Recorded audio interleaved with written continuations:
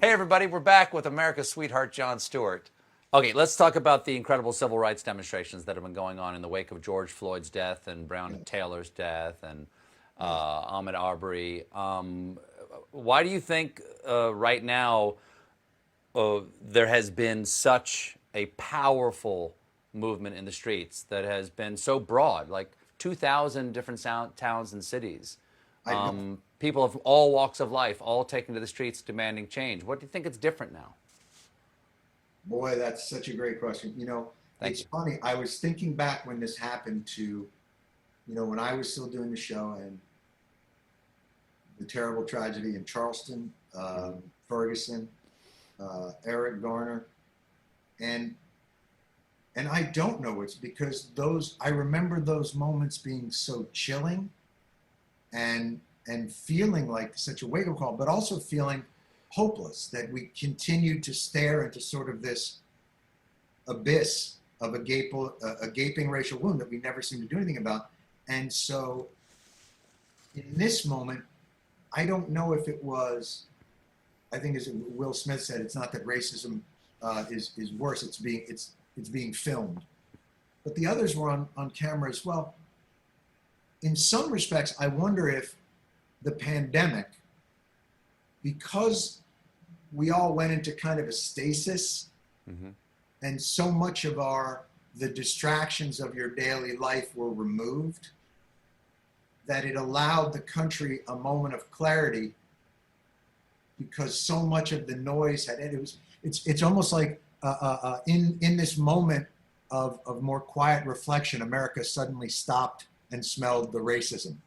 Do you know what I mean? Yeah. There Yeah. was that feeling that we were in a moment's pause, and in that one breath, maybe it suddenly became clear to us because look,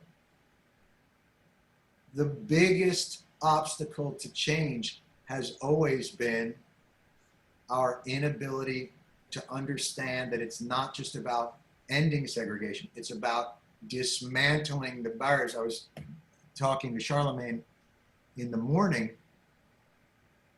and it feels like Black people have had to fight so hard for equality for so long, and the exhaustion of that, and the just despair of that, and the anguish of that. But while they were fighting for equality, white people were building equity.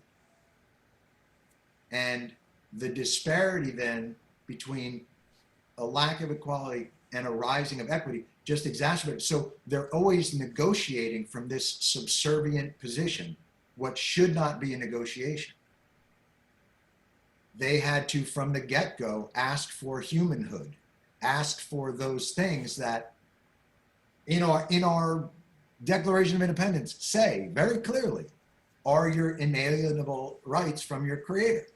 They're not, you know, if God creates us all equal, the American government was somehow got to be the bouncer of that creed, and you had to ask and beg and plead and fight and take to the streets to gain an equality. But while that was going on, we still had legal boundaries to keep them from gaining equity. And I think equality will only come once the community can gain the equity that's been taken from them from the beginning. I mean, you're talking about the Homestead Act. All the slaves were freed. They weren't allowed to have their own land. They didn't get their 40 acres and a mule that was promised to them. Andrew Johnson made sure of that. And then we did the Homestead Act. White homesteaders were given just millions of acres of land, which was the equity.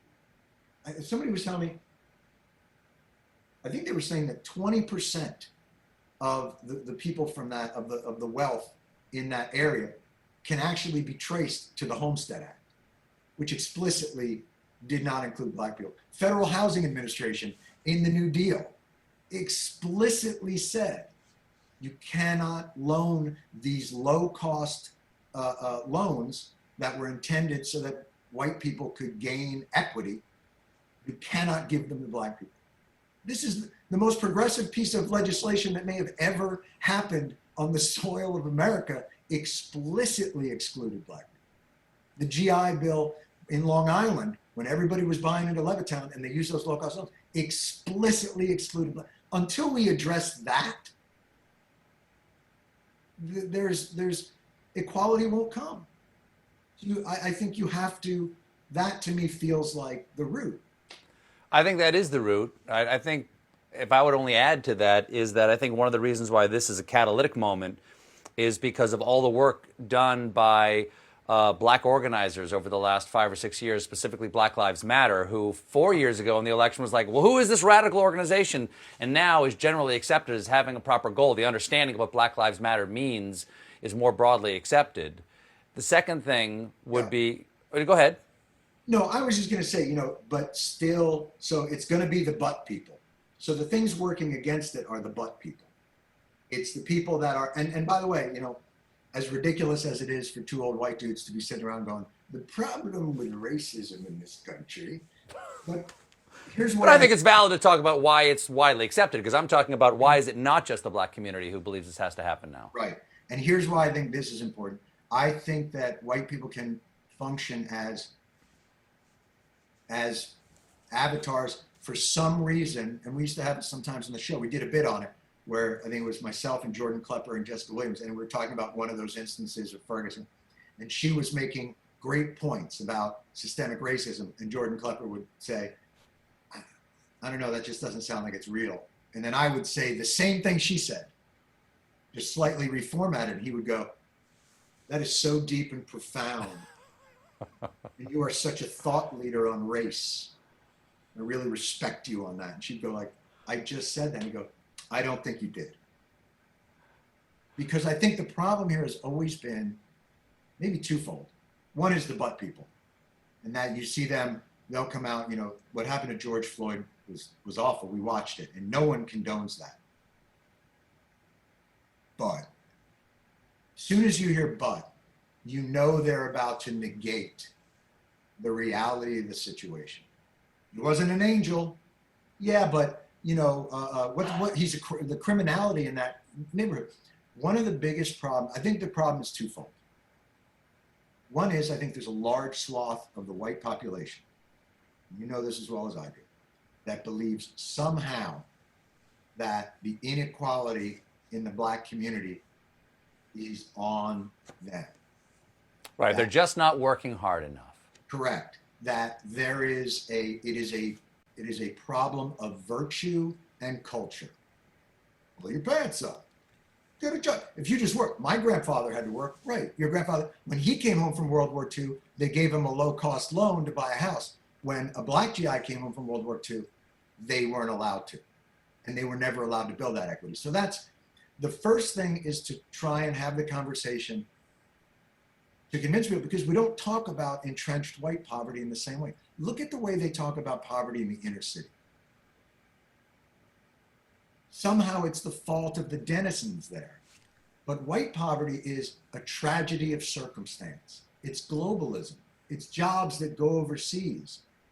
Their problems are deaths of despair. Like opioids are treated differently than crack. Crack is criminalized and people put away. Opioids, they're just sad because the jobs have gone. Well, how would you handle what has been systemically done to the black, and to the black community? It's always, come on, man, we're not slaveholders. We're not, why can't you get over it? Meanwhile, look what happened to white people, 6 weeks of quarantine. And they were like, I'm going to storm the government with my AK-47. John, we got to take another break. We'll be right back with more Jon Stewart, everybody.